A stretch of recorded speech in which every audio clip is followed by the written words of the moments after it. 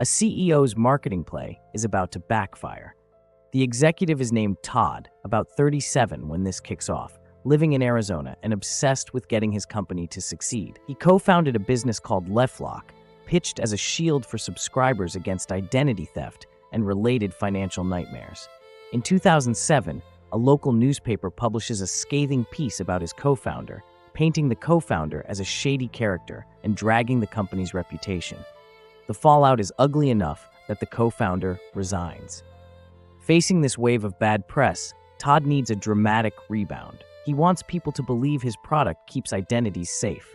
He makes the rounds, doing interviews, showing up on regional business radio and TV to talk up LifeLock. Traction is slow and audiences are limited. Then a bigger door opens.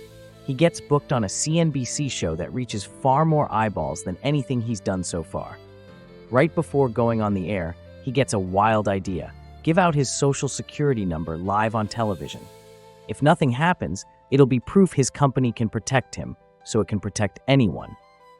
He goes on air, chats with the host, and declares he's willing to share his number. The host brushes it off. Todd is seconds from reading it, but the segment wraps first. Even without the reveal, that moment lands.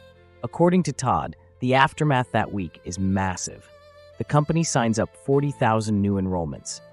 That brush with the stunt works better than expected and lights a fire under him.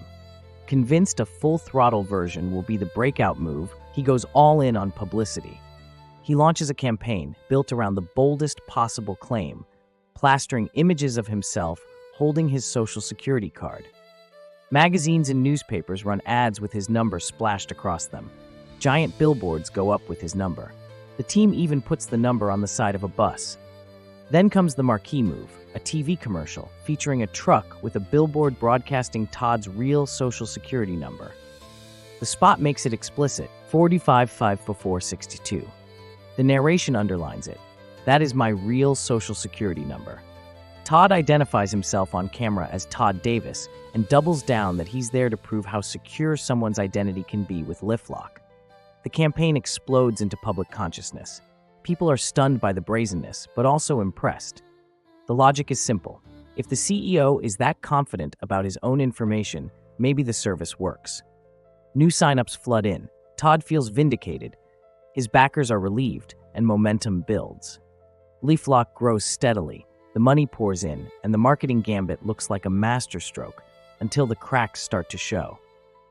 The ads hit the internet, and a different kind of attention gathers. Plenty of people stare at those digits and decide to test the fortress, trying to steal Todd's identity over and over. Applications for driver's licenses come in using his social security number. One joker tries the name Jabba T. Hutt and gets denied. Another attempts Joe Blow and gets denied too. Someone even lists 123 Fake Street as the address. To Todd and LifeLock's credit, there are at least 87 attempts to steal his identity by opening credit cards, applying for licenses or other schemes, and LifeLock shuts those down. On one level, the service seems to be doing what it promises, but it doesn't work 100% of the time. While LifeLock may have swatted away Jabba T. Hutt, at least 20 other people successfully obtained driver's licenses with Todd's social security number. He keeps repeating the brand line, "Hi, I'm Todd Davis, CEO of LifeLock, and yes, that's my real social security number," until the day at home when his wife asks a question that stops him. "Did you take out a payday loan?" Todd is baffled. No, he didn't, but someone in Texas did, pulling a $500 payday loan using his number. Then the dominoes keep falling. In Georgia, someone opens an AT&T phone line and racks up $2,000 in charges. Another person lights up a Verizon account. Someone else opens a credit card. Another individual starts an electric bill account, and another uses his information to buy $312 in gift baskets. The pattern emerges. Todd discovers case after case. A debt collection agency slaps a note on his credit report, then another and another. Fraudulent accounts stack up on his credit profile, many with balances left unpaid. It becomes undeniable. Todd, the CEO and public face of LifeLock, has had his identity stolen multiple times. A police report gets filed, but the company doesn't announce the situation to its customers. Even as the social security number stunt backfires, LifeLock keeps telling customers, the service works exactly as claimed. Here's where reality intervenes. The service isn't set up to stop some of the most common and damaging forms of identity misuse. It can't do much to prevent charges on credit cards you already have, the most common form of identity theft. It also can't stop a person from getting medical care in your name or landing a job using your identity. Customers feel burned. Some feel they were misled. Anger turns into action, and lawsuits start to fly. The pile grows so high that it draws the attention of the Federal Trade Commission.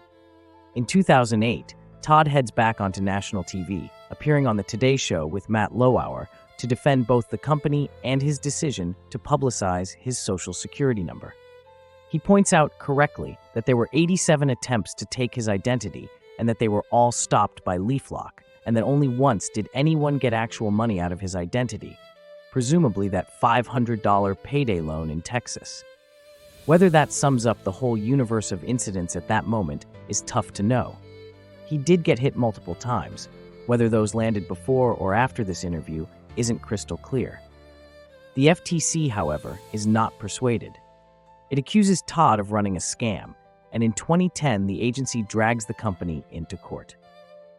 The result is costly. LifeLock pays a $12 million settlement.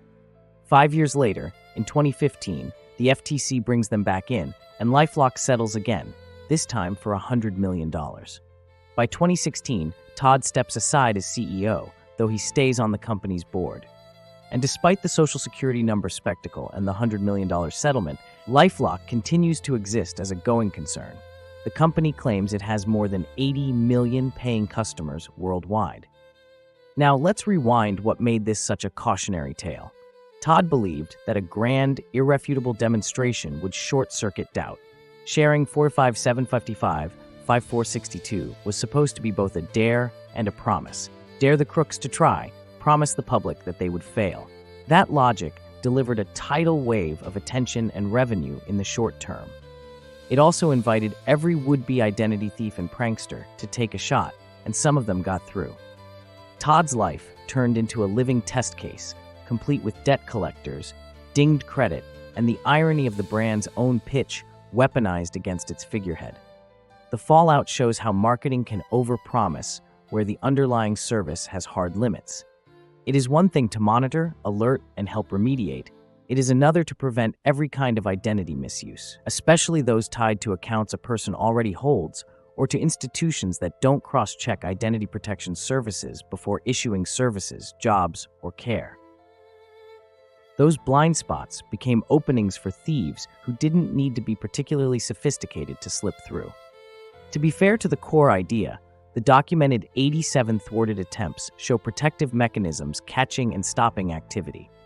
But the headline-friendly claim of invincibility was never true, and that gap between messaging and reality fed customer outrage and regulatory action. The FTC's posture makes it clear that when a company markets itself as an impenetrable shield, it had better back that up in both performance and practice, including disclosures when the most visible customer, the CEO himself, gets repeatedly victimized. There's also the human piece. Todd didn't initially grasp the scope because he was consumed with running a rocket ship company and basking in a marketing coup. By the time the day-to-day harm reached his home, it was spreading in ways that would take months and years to clean up. Anyone who's dealt with identity theft knows the damage starts with a single transaction and then ripples across credit reports, billing systems, and collection agencies. Cleaning it up is slog work, even for someone who owns an identity protection company. What makes this story stick is the blend of hubris and consequence. A stunt built on absolute confidence brought attention, growth, and credibility, exactly as planned, then invited a wave of tests that punctured the myth of total safety. It's a reminder that in the world of fraud and identity crime, prevention isn't binary. It's defense in depth, risk management, and faster cleanup, none of which sound nearly as exciting as declaring your Social Security number on national television.